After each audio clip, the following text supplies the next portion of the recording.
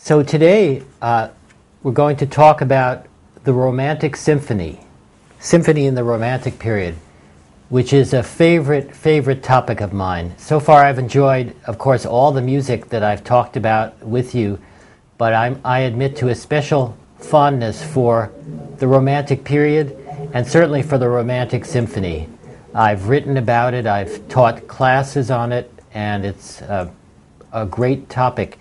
And one of the things that you have thought about, I think, and that I think about, and that more importantly the composers thought about, is what would a symphony be in the Romantic period? How could you write a symphony? The main problem for a lot of these composers, and we're talking about composers now writing in the 1820s, 1830s, 1840s, 1850s, sort of the middle and latter part of the 19th century. There was one big problem or challenge for these composers, and that was Beethoven. Beethoven was such a huge figure, both in his lifetime and after it. He died in 1827. Beethoven's 9 symphonies were these monumental works that became the standard by which every other symphony became judged, and which actually served. You would think that these works might serve to inspire composers, which they did, of course, but they also served to intimidate composers. Composers who were setting out, younger composers in the 1820s and 30s, Schubert, Mendelssohn, Schumann, later Brahms, Dvorak, a lot of the famous names of the symphonies. When they were setting out to write symphonies, they were terrified by what was sometimes called the shadow of Beethoven, the shadow of Beethoven looming very large. Or I think Schubert put it another way. I think he said, you don't know what it's like to write a symphony when a giant like Beethoven is tramping behind you. So the image of a giant marching behind you or of a shadow hanging over you, this is to some extent the way Beethoven was viewed by these composers, because his symphonies were so great, so powerful, and also they were performed a lot, all over the place. And in some of the research I've done about the Romantic Symphony, very often if a Romantic composer would have a symphony performed on a concert, and then you would read a review of it, a review from the time, a review from the 19th century, the reviewer would say, well, this was a pretty good symphony, pretty good attempt, but it can't really measure up to Beethoven. Nobody can measure up to Beethoven. In time after time, you read reviews like that, and you can imagine what the effect was on these younger composers, thinking, well, what's the point? How can every time I write a new symphony, it just gets compared to Beethoven, and people say, oh, we won't bother with your symphony. So many symphonies written in the 1820s, 1830s, 1840s, 1850s, they were maybe performed once and then forgotten or set aside, or only many years later were brought to prominence. So it was, in a way, that was a real challenge of the Romantic Symphony. The other challenge, or maybe it's part of the same challenge, is then how to write a symphony that would be really different from Beethoven, that would not be immediately compared to Beethoven. And this is where the Romantic composers, the best Romantic composers, were really brilliant and really geniuses, because they understood that the symphony in the Romantic period should be doing something different. One of the features of Romanticism, we might have talked about this in an earlier lecture, was a greater focus on individuality, on what we call subjectivity, on intimacy, on not necessarily the big scale, the monumental, but the more small scale and the more intimate. If you think of some of the works of Romanticism that we most associate with the period, sometimes they're not symphonies, but they're piano pieces, the piano pieces of Chopin and Schumann, or songs, or lieder, or smaller chamber works. So there was a value placed on intimacy and the more personal side, subjectivity and Romanticism.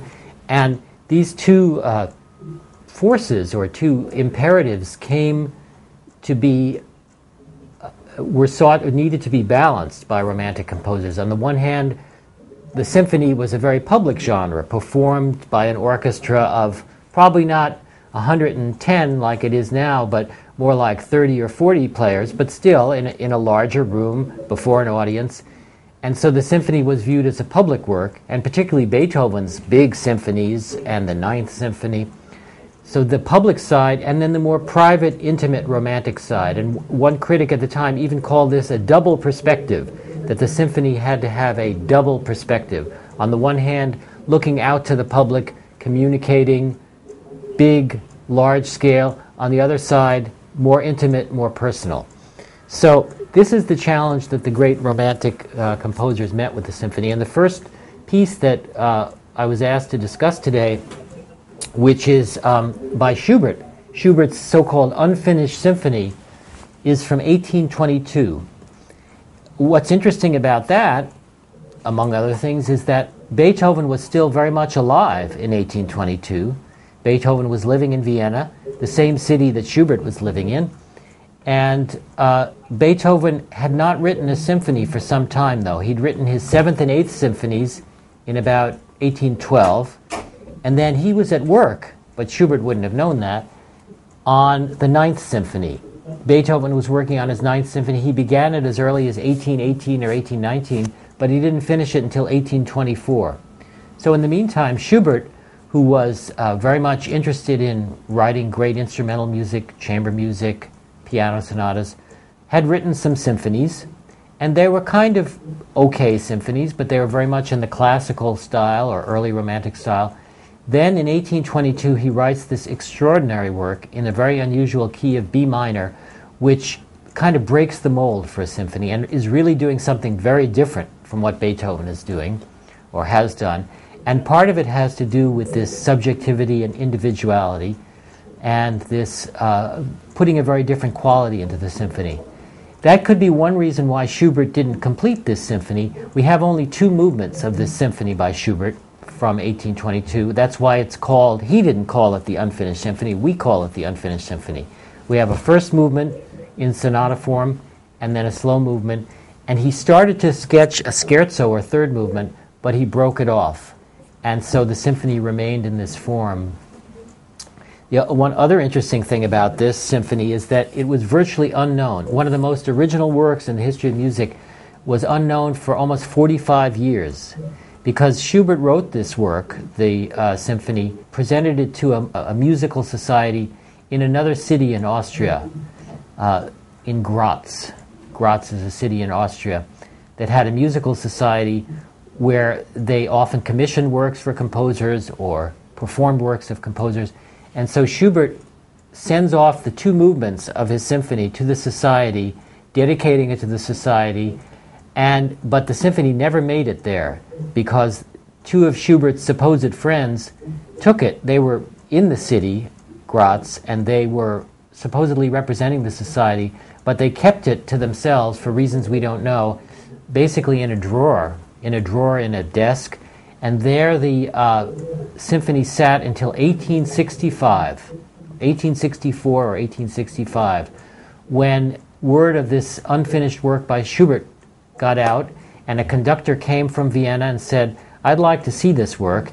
And so one of the brothers was still alive and showed it to him, and the conductor from Vienna said, "I think I'd like to perform this work." And he managed to get it out of the hands of these people and bring it to Vienna, and this very famous concert in 1865 or so, Schubert's symphony was performed, and people could not believe that he had written such an original work as he did.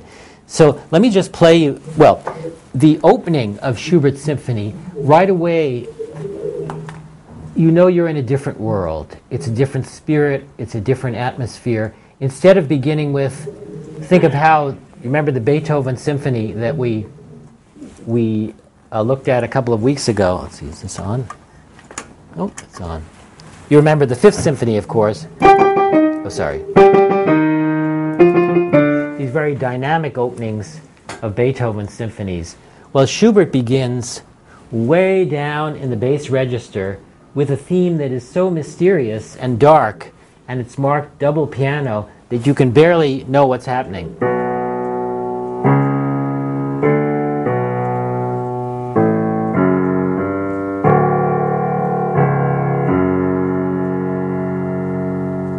You don't know whether that's a slow introduction or is it a theme.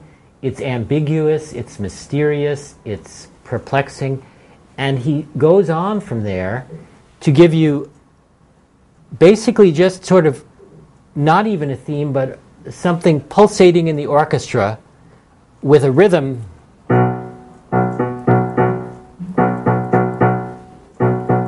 and then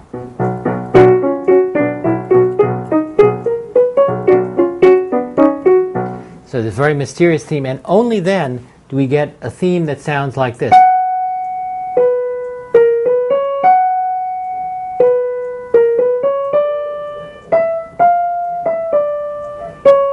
So rather than a single theme like in Beethoven, there's 3 or 4 elements or ideas that kind of evolve in one after the other, or sometimes one on top of the other. So this is what that sounds like.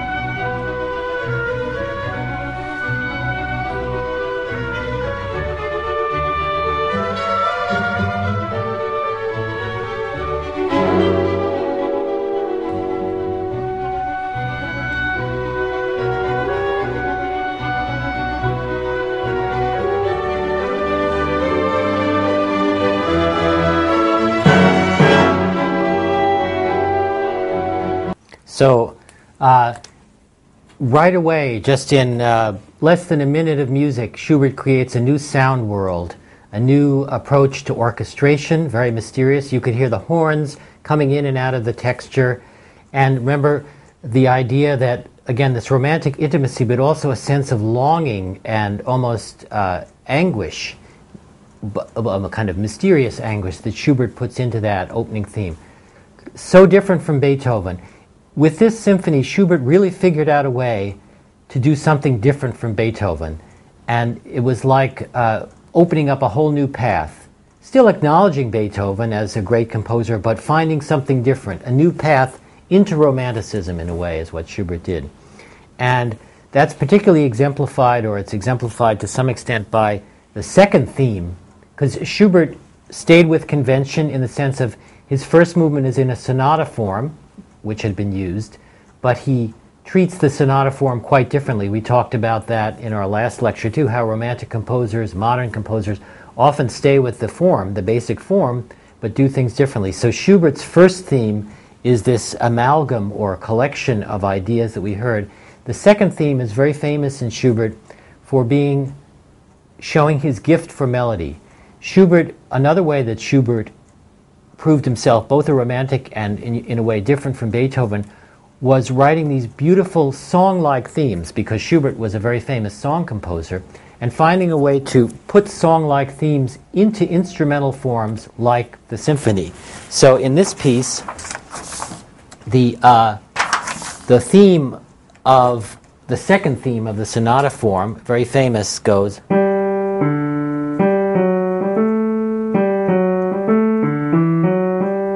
And it has this syncopated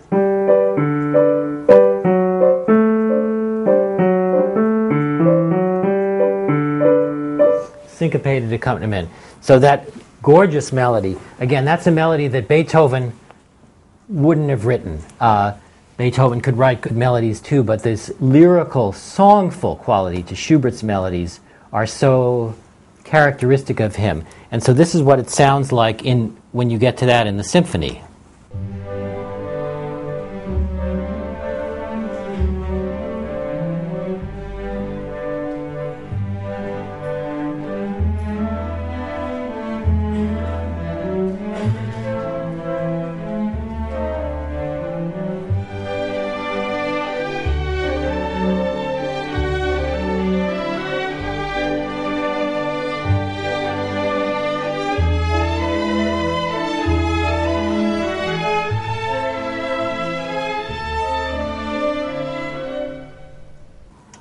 So several things there. One is very typical of Schubert, but not of Beethoven, again, is necessarily, or Mozart, of Haydn, is the way the theme breaks off. You get this long lyrical melody, and suddenly it stops.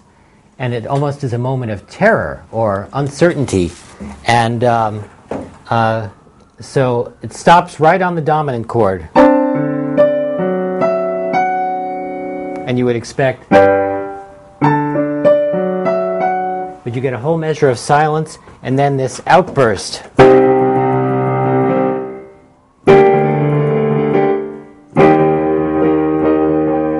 So a surprise chord, very loud, an outburst in the orchestra that interrupts the theme. Again, it should have cadenced.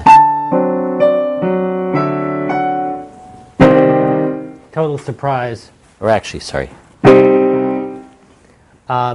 And the other thing that I wanted to point out is Schubert, sometimes you might think, well, Schubert writes beautiful melodies, but what else does he do? Schubert was a great master of counterpoint as well, having different voices move with each other. But again, very different from Beethoven or Bach or the classical composers. With Schubert, there's different ideas superimposed on top of each other, but also he can treat that theme that we heard in imitation, so that when you get, he does it like this.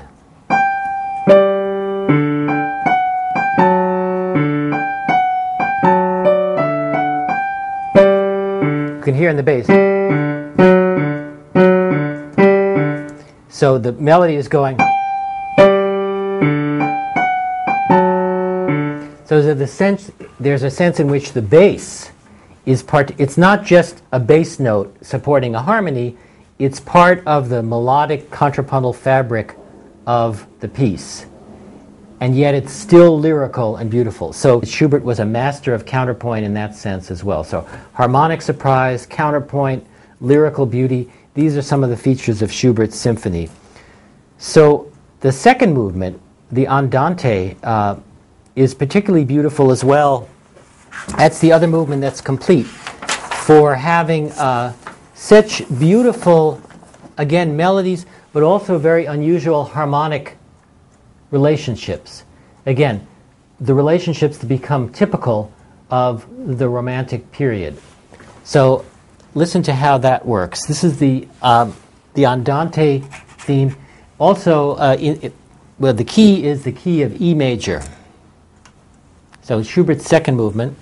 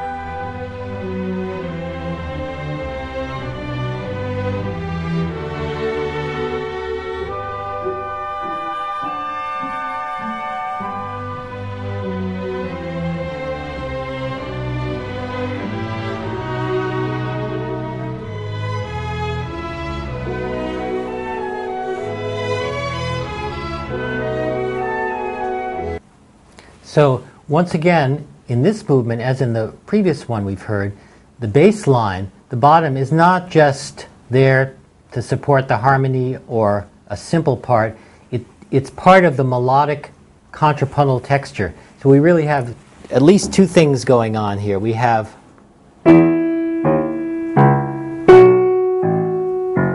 and then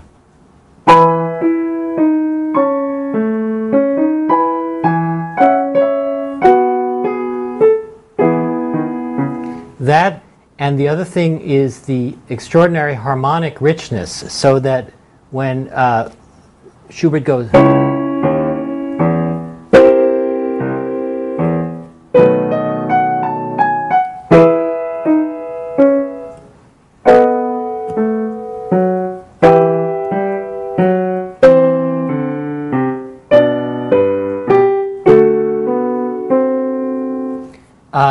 these kinds of chords.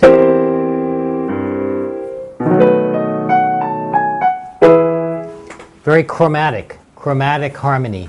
That's the specific chord is what in English we call an augmented sixth chord. It's a special kind of chromatic chord that Schubert loved to use. And I just play it.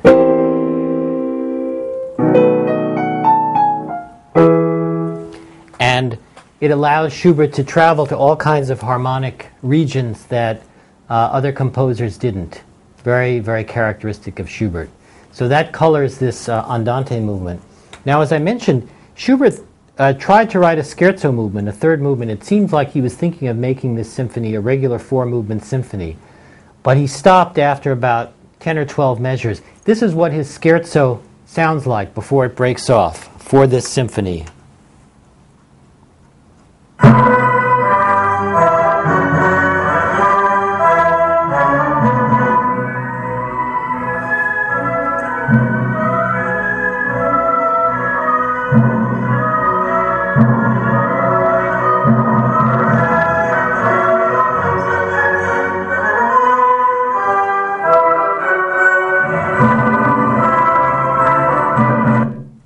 So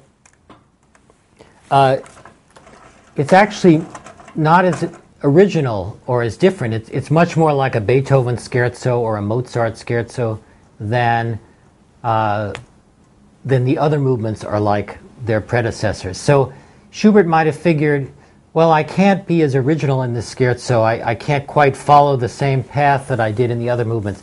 So he broke it off and stopped the symphony there. And the symphony remained in this two-movement form forever.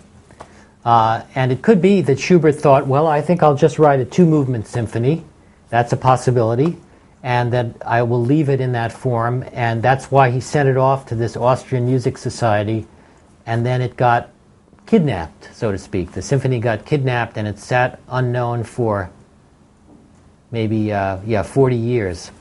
And one of the amazing things about this work, the Unfinished Symphony of Schubert, had a great influence on later composers, particularly Brahms, Bruckner, Mahler, the later composers of the Romantic Symphony. And the reason that it couldn't have an influence on earlier composers like Schumann and Mendelssohn was that they didn't know about it.